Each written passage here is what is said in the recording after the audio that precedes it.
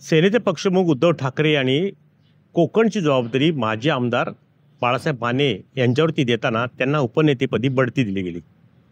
आता रत्नागिरी जिल्ह्याचा विचार केला तर रत्नागिरी जिल्ह्यामध्ये शिवसेना असेल किंवा भाजप असेल, प्रत्येकजण आपलं संघटन बांधणीकडे अधिक लक्ष केंद्रित केलं आहे।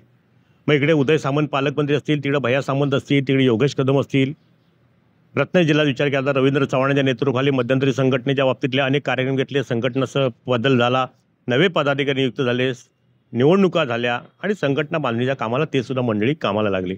एकंदरीत विचार केला तर कोकणातला रत्नागिरी जिल्हा हा महत्त्वाचा जिल्हा। मग ह्या जिल्ह्याचा विचार केला तर आता पहिली जबाबदारी बाळासाहेब मानेंवरती उपनेते बनून रत्नागिरी जिल्ह्याची संघटना वाढवण्याच्या दृष्टीने त्यांना प्रयत्न करावे लागतील। तसं पाहिलं तर विधानसभा निवडणूक लढवल्यानंतर बाळासाहेब माने तसे फारसे काही सक्रिय दिसलेले नव्हते, पण आता मध्यंतरी 3-4 दिवसापूर्वी त्यांनी जिल्हा परिषद गटनीय दौरे सुरू केलेत आणि अचानक ही बातमी आली की त्यांच्यावरती उपनेतेपदाची जबाबदारी दिली गेली। बाळासाहेब मानेंना हे खरं तर आव्हान आहे, कारण रत्नागिरी जिल्ह्याचा एकंदरीत गेल्या काही दिवसातला राजकीय घडामोडी पाहिल्या तर उद्धव सेनेला अनेक धक्के बसलेत। अनेक माजी जिल्हा प्रमुख असतील, माजी आमदार असतील, माजी तालुका प्रमुख असतील, विद्यमान जिल्हा प्रमुखसुद्धा विलास चाळके सुरात त्यांनीसुद्धा शिवसेनेतून उद्धव सेनेचं बाजूला होऊन शिवसेनेत प्रवेश केला। मग हे सगळी घडामोडी घडत असताना आत्ता बाळ मानेंची उपनेतेपदी नियुक्ती होत असताना उद्याच्या 9 तारखेला जिल्हा परिषद माजी बांधकाम सभापती आणि उद्धव सेनेचे चिपळूणचे तालुकाध्यक्ष विनोद झगडे यांचा प्रवेश सुद्धा 9 तारखेला 9 जूनला संध्याकाळी 6 वाजता ठाण्यामध्ये निश्चित झाला आहे। मग एका बाजूलाही पडझड होत असताना बाळ मानेंकडे ही उपनेतेपदाची जबाबदारी दिलेली आहे। आगामी निवडणुका तोंडावर पाहत आहेत, पण एकंदरीत सारासार विचार केला तर ह्या जिल्ह्यामध्ये शिवसेनेचं वर्चस्व आहे। पालकमंत्री उदय सामंतांनी आपल्या पालकमंत्री पदाचा योग्य वापर करत संघटना बांधणीकडे अधिक लक्ष दिलं। मग सभासद असतील किंवा इतर काही नेत्यांना पक्षात आणून आगामी जिल्हा परिषद पंचायत समितीच्या बाबतीत शिवसेना अधिक भक्कमपणे उभी राहताना ह्या जिल्हा परिषदेवरती भगवा पडवण्याच्या दृष्टीने त्यांनी यापूर्वीच प्रयत्न केलेले आहेत। भाजपचंही संघटन त्या मानाने आता चांगल्यापैकी आहे।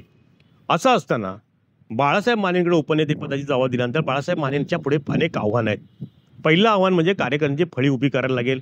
कार्यकर्त्यांना आर्थिक रसद पुरवून त्यांना स्वतःच्या ताकदीवरती उभं राहण्यासाठी किंवा त्याच्या अडचणी सोडवण्यासाठी प्रयत्न करावे लागतील।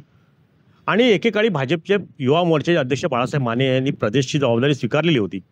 त्याच्यानंतर काही काळ ते संघटनेत सक्रिय होते भाजपच्या, पण नंतर मध्यंतरी काळात सेनेत आल्यानंतर निवडणुकीनंतर त्यांचं फारसं काही प्रवास किंवा फारसं काही दर्शन किंवा एकंदरीत चर्चेत कुठं दिसत नव्हते। पण जिल्हा परिषद निवडणुकीच्या माध्यमातून त्यांनी पुन्हा जिल्हा परिषद दौरे सुरू केले।